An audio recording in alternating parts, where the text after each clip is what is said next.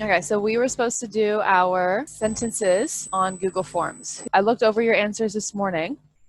We're just going to check a couple that I saw a few people made the same mistake on how exactly to use the word in a sentence. When you're doing your sentences, if you're not sure about how to use a word in a sentence, write that word down or circle it or just make a note of it somewhere, and then you can ask me in class. So it's not really good practice if we are using words wrong or incorrectly. The reason that we write sentences is to practice how to use them correctly. Did anyone have trouble with any of the words before we start? Belle, did you have trouble with one of the words? Yeah, fraction. Fraction. Okay, we'll go over fraction. Is a fraction bigger than a whole number or smaller than a whole number? Smaller. Smaller, right? So we could say a fraction is smaller than a whole number. That would be a sentence. So if we have a pizza, so this is our pizza here, okay? Yeah. And I'm going to cut it into slices and share it with everyone. So Belle, are you going to get a whole pizza or just a fraction of the pizza? Just a fraction of a pizza. Okay, so you can say everyone gets just a fraction of a whole pizza. All right, Belle? Yeah. Can you read the sentence back to me? Everyone gets just a fraction of a whole pizza. So that's one way you can use fraction in a sentence. All right, let's look at another sentence here. I contribute helping my mother wash the dishes or mop the floor. Can anyone tell me something that's missing? We're missing one small word from this sentence. Can anyone take a guess at what that one small word is? So when we can contribute in many different ways. Okay, so if we want to talk about one or two of the ways that we contribute, we would say, I contribute, and then telling how. By helping my mother wash the dishes or mop the floor. So we're missing the small word by. I contribute by helping. Okay, let's look at another one. Process making eggs is very easy. So how can we change the sentence to make it sound a little bit better? We're talking about a specific process, so we need an article. Which article do we think goes best at the beginning of this sentence? A, an, or the? The. The. Okay, so we want to use the word the because we know exactly which process we're talking about. The process making eggs is very easy. We need one more small word here. An. No, not and. We already have our article the. The. An. An egg. No. Well, we're going to say, okay, so yeah, we can write that, an egg, if we want to talk about one egg, right? So the process making an egg is very easy, and we're also missing the word of. The process of making an egg is very easy. So we want to know which process, the process of making an egg. Okay, we could say the process of building a car is very difficult. The process of building a house is very long. Okay, so we have a process of something. Because of coronavirus, I just a fraction of an inch. What is this sentence talking about doing? Where's the action in this sentence? We are missing a verb. What do we do just a fraction of an inch? What can we do only a little bit of right now because of the coronavirus? Can we go outside and run a lot? No. So stay at home. We have to stay at home. So what can we say here? What verb can we add? Stay at home. Well, we stay at home a lot, right? But we want to talk about something we only do a little bit of. Can we walk a lot? No. No. So we'll say, I walk outside just a fraction of an inch, right? That means you walk outside just a little bit. Because of coronavirus, I walk outside just a fraction of an inch. Okay. And last one that we're going to check. I and my friend compete each other in the science class. So there's two mistakes here. Look at the first part. I and my friend. When we're talking about yourself and your friend, is it polite to push ahead and go first, or to let your friend go first? Let my friend go first. Okay, so should we say I and my friend, or my friend and I? My friend and I. Okay, so say my friend and I. Another missing word here in between compete and eat. Against. Yes, very good. So when you compete against someone. So my friend and I compete against each other in, we'll take away the word the, in science class. Okay, so this is a better way of writing this sentence. Let's move on. We're going to read our story today. Technology wins the game. Looking at the cover page of this story, our title of the story is Technology Wins the Game by Mark Andrews. So who can tell me the genre of this story? Genre is informational text. Okay, good job. Our genre of this story is informational text. Okay, so we know that informational text gives us facts and other information about a topic. So just by looking at the title page here, what do we think the topic of this story is, Minghai? Technology. Okay, so it's going to have something to do with technology. Is it just technology like computers and iPhones and stuff?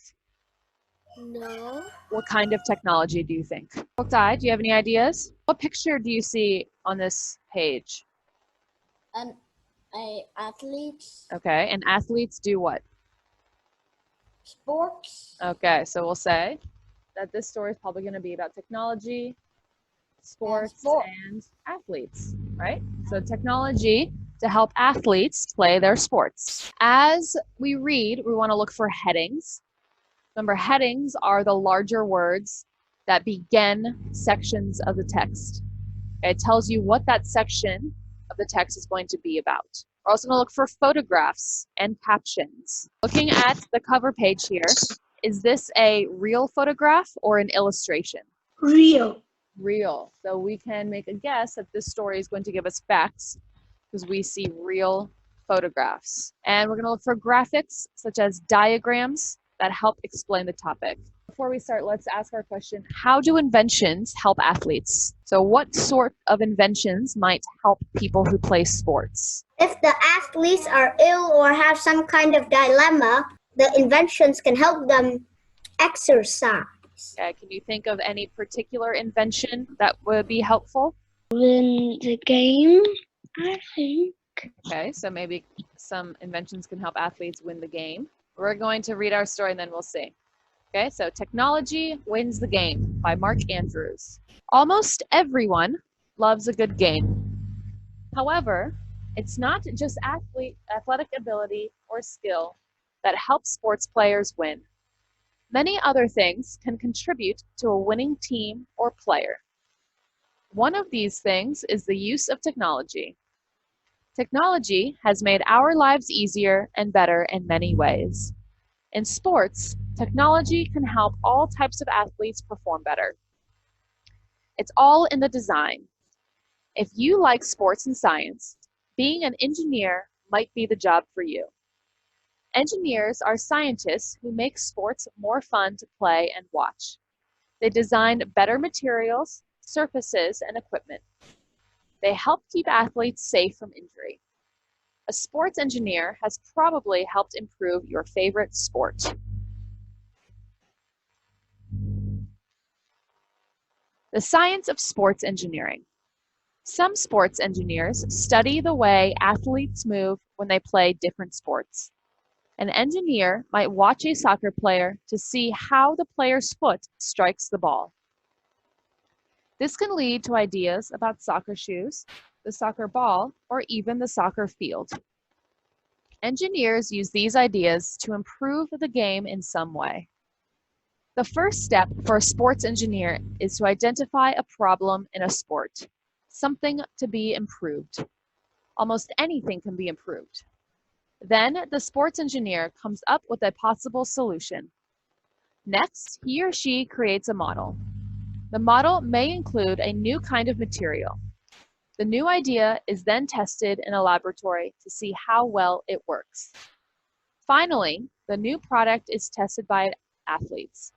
If it works well, Soon, athletes around the world will start to use it. Let's look at page 405. You see a graphic here, a chart at the bottom here.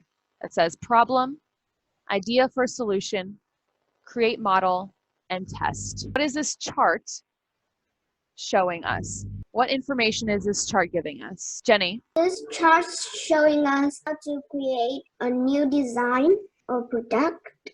Okay. So we'll say improving a game, right? Yeah. Ideas to improve a game. Okay, so what is the first step in improving if a sports engineer improves a game? What is step number 1? The first step is for a sport engineer is to identify a problem in a sport, something to be improved. Okay, so our first step is identify a problem. Minkhang, what is step number 2? Step number 2 is an idea for solution. Then the sports engineer comes up with a possible solution. That is step number 2, an idea for a solution. Okay, Hwangmi, what's step number 3? Step number 3 is create model. Create a model. Okay, and what is step number 4, Anna? Step number 4 is test. Okay, so tested by the athletes. We see how we took the information from our paragraph and they put it into a graphic feature that makes it easier to understand, right? A flow chart that helps you to understand the information in a different way. Changing the game. Let's take a look at tennis.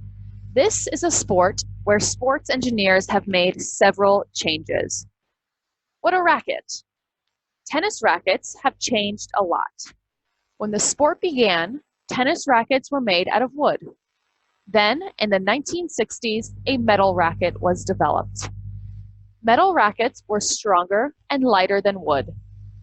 Today, rackets are made out of different materials mixed together. These rackets are very light and provide more power than the old ones. The ball moves faster than ever. Today's rackets also have a larger head or string area than before. This makes it easier for the tennis player to reach more balls. A player can also control the ball better and make it move in different ways.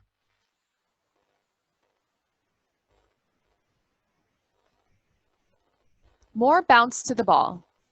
Tennis balls have come a long way too.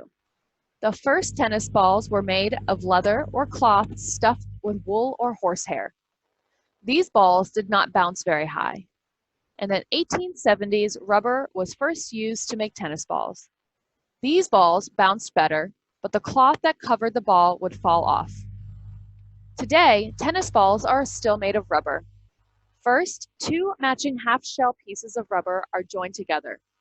This makes the hollow, round shape of the ball. Second, 2 pieces of felt are wrapped around the ball. Third, a rubber seam is added to keep the felt cover together.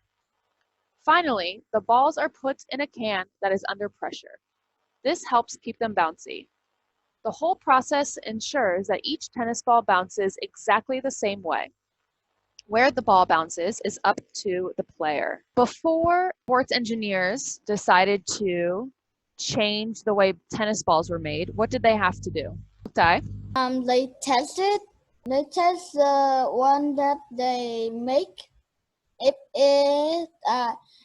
it's not working, they will improve it. Are they testing the old one or the new one? Old. The old one, right? So they test the old one and then they see that they have some sort of what? So we know the first tennis balls did not bounce very high. And then the balls bounced better, but the cloth that covered the ball would fall off. These are examples of what? Fails. Or problems, right? So before sports engineers can make a new one, they need to identify that there is a problem with the old one. Higher and faster. Sports engineers help athletes perform in just about every sport. Track and field athletes run, jump, and throw. Sports engineers help these athletes run faster, jump higher, and throw farther. They design new and better track and field equipment, surfaces, and clothing. Jump higher. Have you ever watched a pole vaulter at the Olympics? A good pole vaulter must have speed, strength, and the right pole. The pole must be flexible and strong enough to bend and lift the vaulter over the bar. Poles used to be made of wood. These were very stiff and heavy. Later, poles were made of more flexible bamboo. Then engineers designed poles made of aluminum. Today, poles are made of fiberglass and are very light. They bend easily. The more the pole bends, the farther the vaulter sails through the air. Run faster. What makes a runner fast?